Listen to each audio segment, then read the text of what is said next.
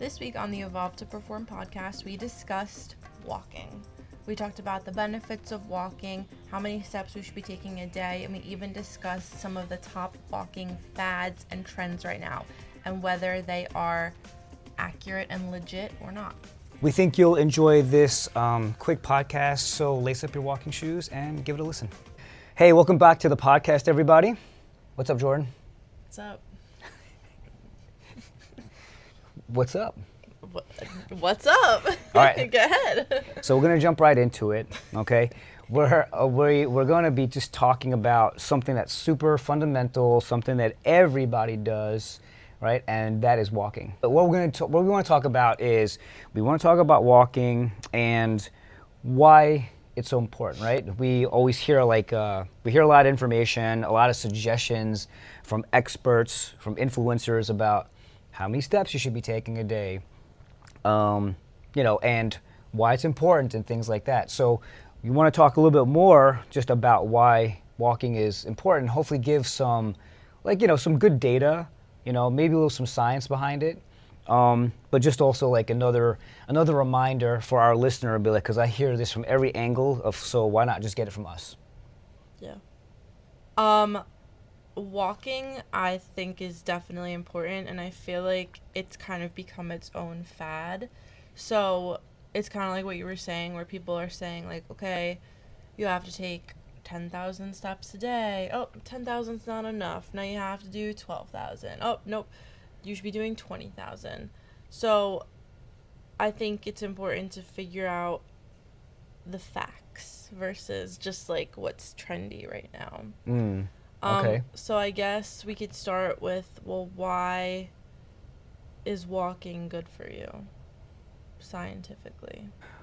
We hear about the benefits of walking. It can help improve our mood. It can also force us to get outside. It can also help with our productivity and our creativity. Is that just because, though, when you exercise, when you do any type of exercise, your brain is releasing endorphins, so it makes you kind of feel good and you feel productive, and is it that the reason? You could say that.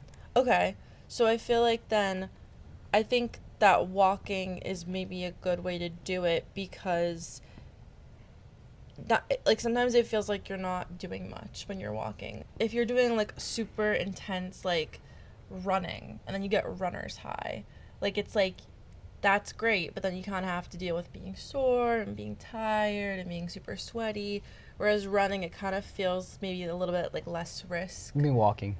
Yes.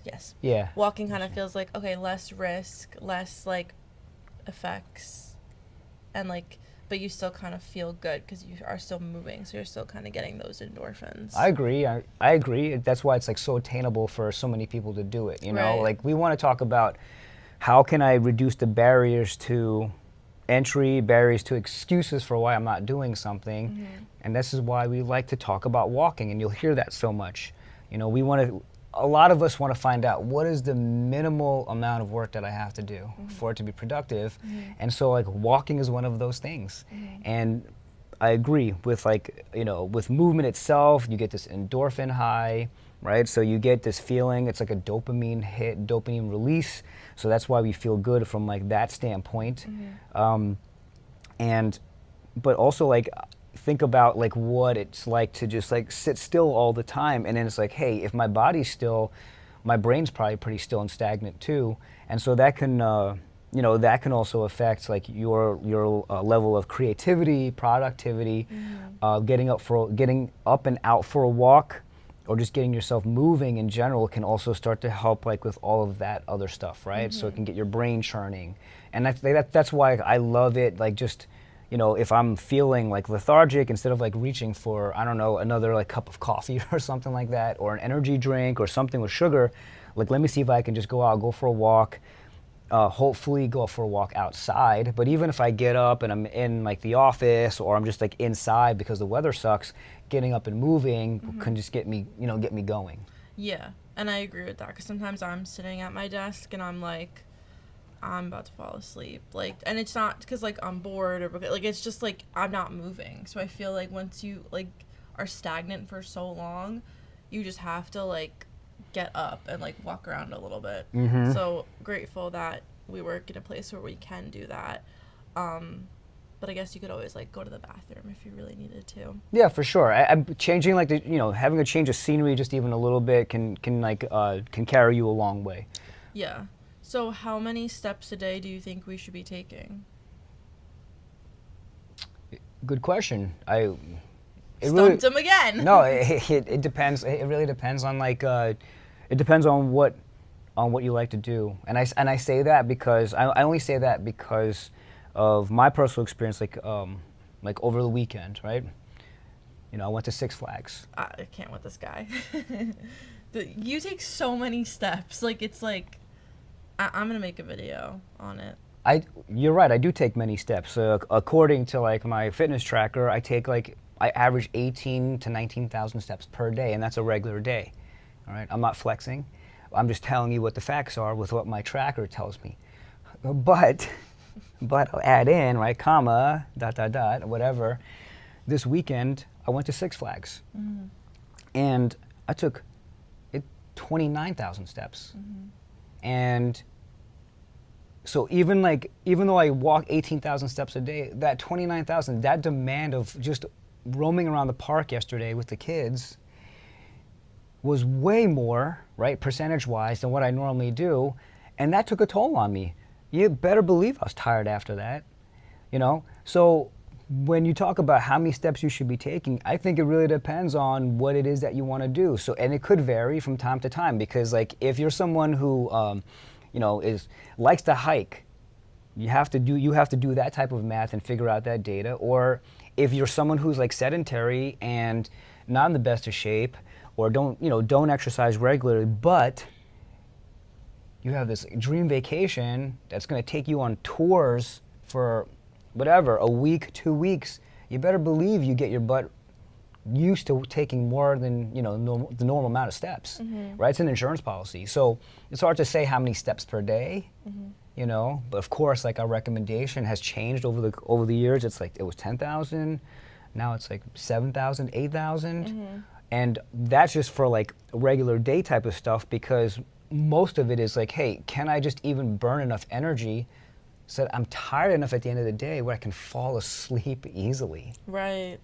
So it's just like, what's our baseline here is what we're talking about, and there's nothing better, in my opinion, to wear yourself out throughout the day so that as soon as you lay yourself down on bed, you're ready to fall asleep and not have to worry about, being up or not falling asleep because you just didn't simply burn enough energy throughout the day. Yeah, which is important. So it kind of sounds like you're saying maybe we shouldn't be focused so much on the number, but more on how you feel and your own lifestyle. Your lifestyle, yes, and what's coming up in the future or what you want to see for that future, in terms of that. Okay. And so number to me doesn't really matter. It's just a matter of how much other activity am I getting.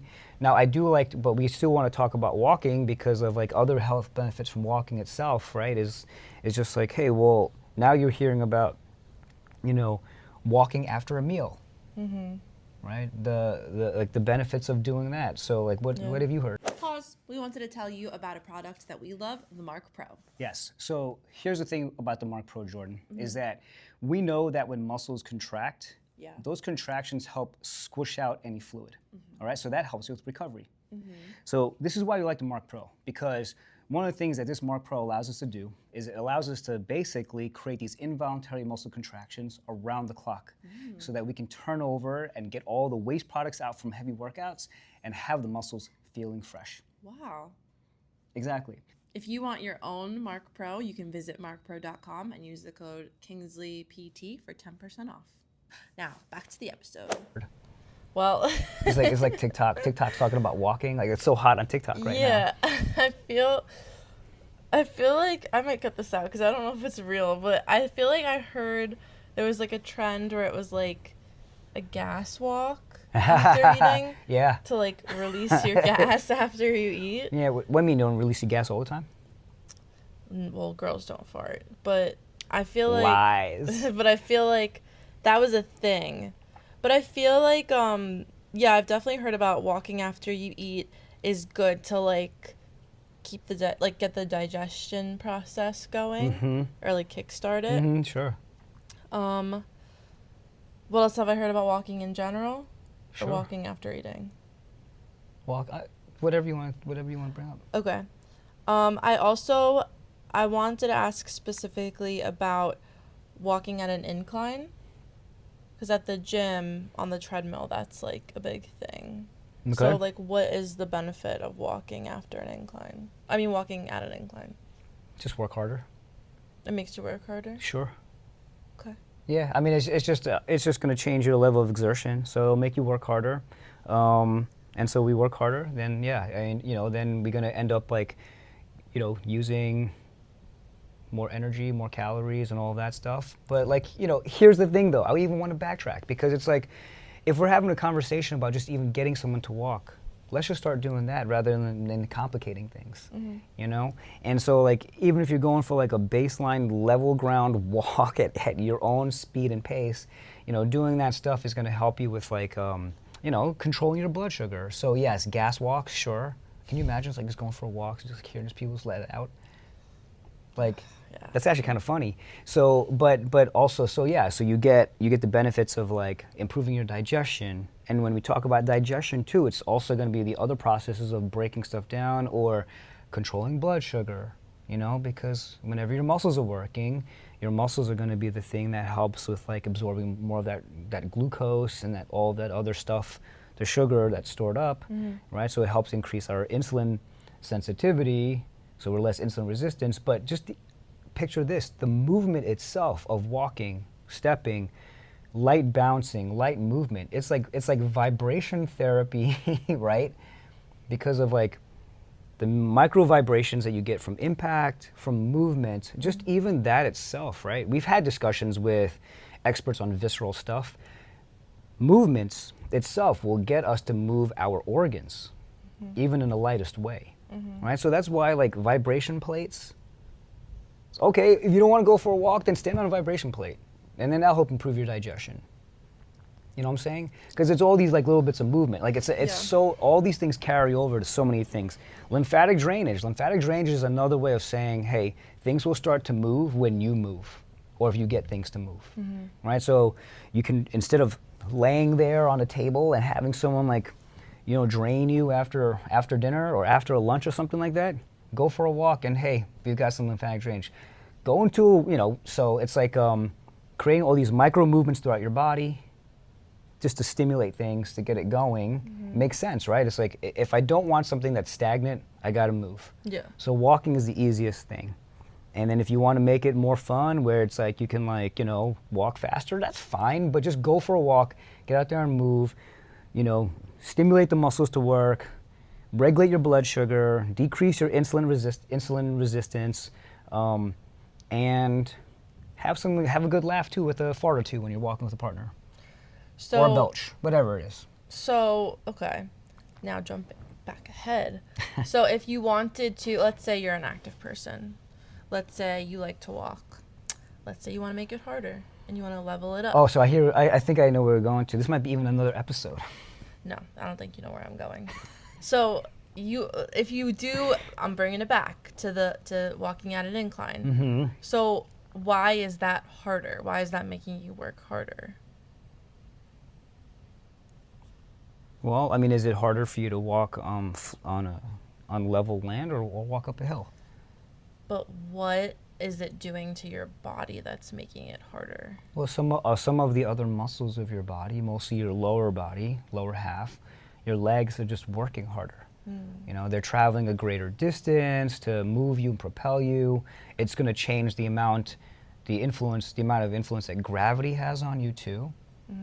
So we're going to get our calves to stretch some more. We're going to get some more lengthening of the muscles on our backside, like on all of those things. And even from just like the change in postural demand, so all of just like those slight changes, whether or not you're doing it at body weight or adding something or doing it slowly or a different speed, that's where you're going to get that increase, and it's just going to make it more challenging. That's what I wanted to Oh, hear. that's what she was trying to just like get out of me? Yes. Okay. Now, let's say you wanted to take it another step further and you wanted to include either like ankle weights, or I've seen people put weights on their wrists while they're walking. Mm-hmm. Is that also just another way to like make it a little bit harder and make your body work a little bit harder? Absolutely. Okay. Totally. I mean, like, adding just the slightest amount of weight. I mean, you'll get ankle weights. You can put it on your wrist. You can put it on your ankles. You can also take walking sticks, walking poles, right? Use those, because those could also weigh a couple of pounds, really light, but just that itself too is so awesome, right? Because now you're adding in just more resistance and work for 4 limbs as opposed to 2, which is just even going to magnify, its like benefits and work even more so. Okay. If you were to pick between either walking at an incline or walking with weights, which one would you pick? I don't think there's any difference really. Really? I don't know. I mean, I don't want the listener to feel like you have to like pick one or the other and one's superior than the other. It's like, what am I in the mood for? Or maybe if I do have like some physical ailments, like what are some of like the things that might be better? Like if you're someone that has like some lower back sensitivity, then maybe an incline actually might be better. Just because of the postural change and the way it can influence like how you carry yourself. That could be easier than adding some more some weights and things like that to your walk. But I don't know. I think you should be able to like pick and choose and mix it up whenever you want to. Okay. Yeah, I mean, you can always just do something like to sportify what you're doing, right? Make it more challenging, and so like any of those things are fine. Do you think that walking is a workout, or should walking be done as a supplement to something else? Like, or in addition to something else? It's different for everybody. You never get a straight answer out of this guy. You know what? There's no straight answers, and it's relative to that person. Like someone who is super fit might see this as like insignificant. Like it's not enough. Like if I didn't sweat and my heart rate didn't get to a certain point, I didn't get to this zone, then it doesn't count.